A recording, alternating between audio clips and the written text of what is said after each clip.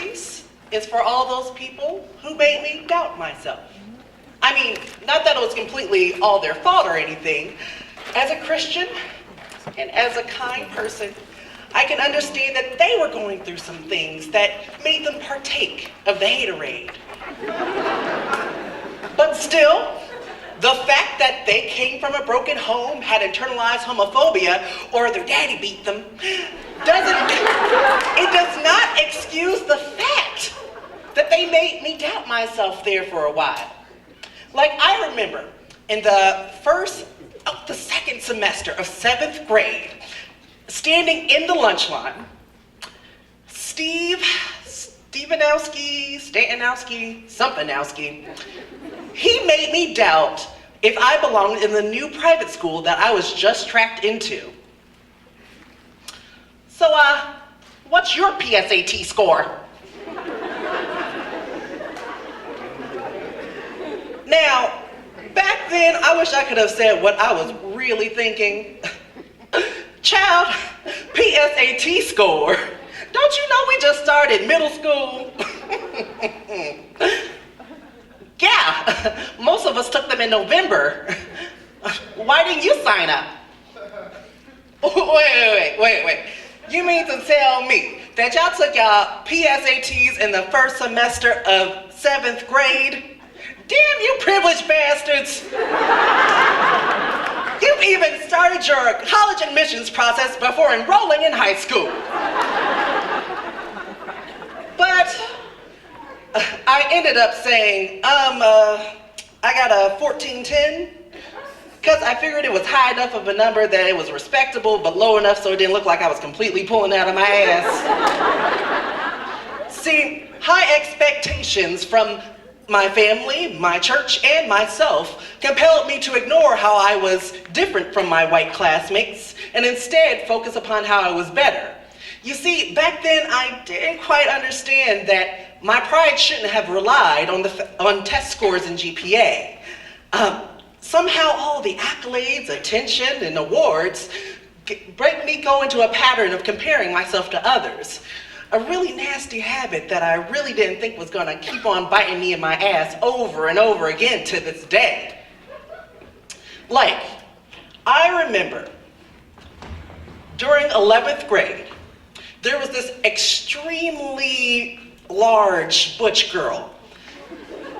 All right, think Debrat's little but big cousin. She would rag on me on the ride home on the back of the metro. Yo, look at the nutty professor's new hairstyle.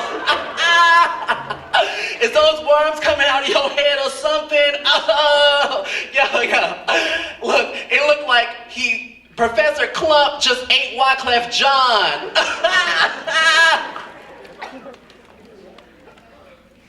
They're called locks, Xena, warrior princess.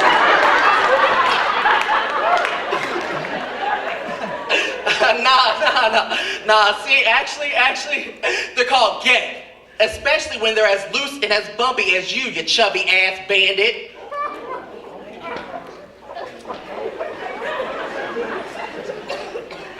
Well, back then, I wish I was confident enough in myself to say, seriously, you're gonna call me an overweight butt pirate when it's very clear to everyone at this point, honey, that you're an extremely husky lesbian yourself.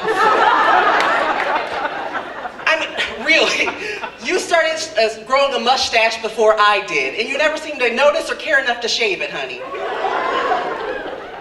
But, in reality, I just ended up fighting down the urge to start bawling out crying right there.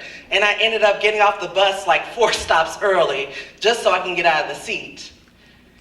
Isn't it funny how you can laugh at a joke when it doesn't make fun of your own insecurities, but how it stings like a bitch when it does?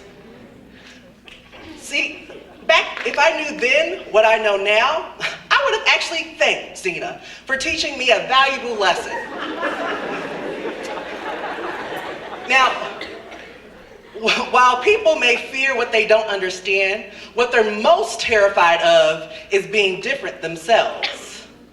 A lesson that I keep thinking I'm getting better at, but it continues to elude me because a smart mouth is such a terrible thing to waste, y'all. Hell, they were even trying to keep a poor gay black man down in college. I remember my senior year when I ran for homecoming king. My slogan was, "It takes a queen to be a real king."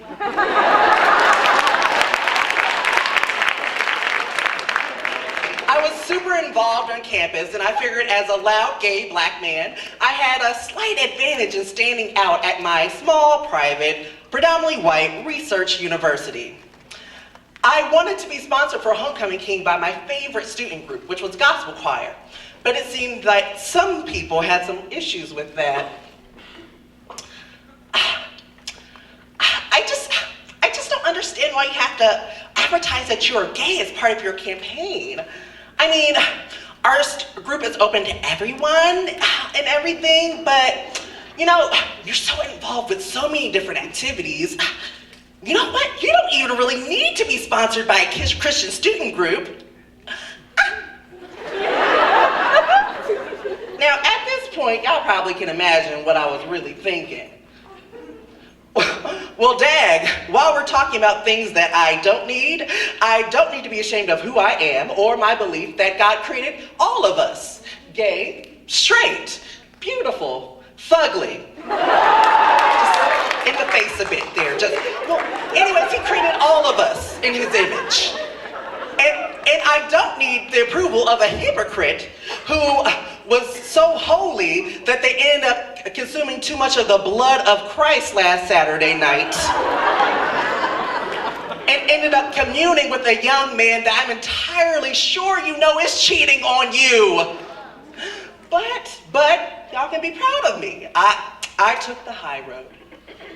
And I just simply informed her that her boyfriend's other girlfriend looked like Rapunzel compared to her Peter Rabbit stingy ponytail. But seriously, the important thing to focus in on here is, the important thing to focus in on here is that if tough times didn't last longer than you thought that they would, tough people would never find out they can last longer than they thought that they could. Being confident does not mean never questioning who you are or what you do. Instead, it means focusing on others and thinking about how you can be a better you. Having doubts does not mean that you have to live your life with regrets. Learn from your mistakes, stay grounded, and live by your own definition of success.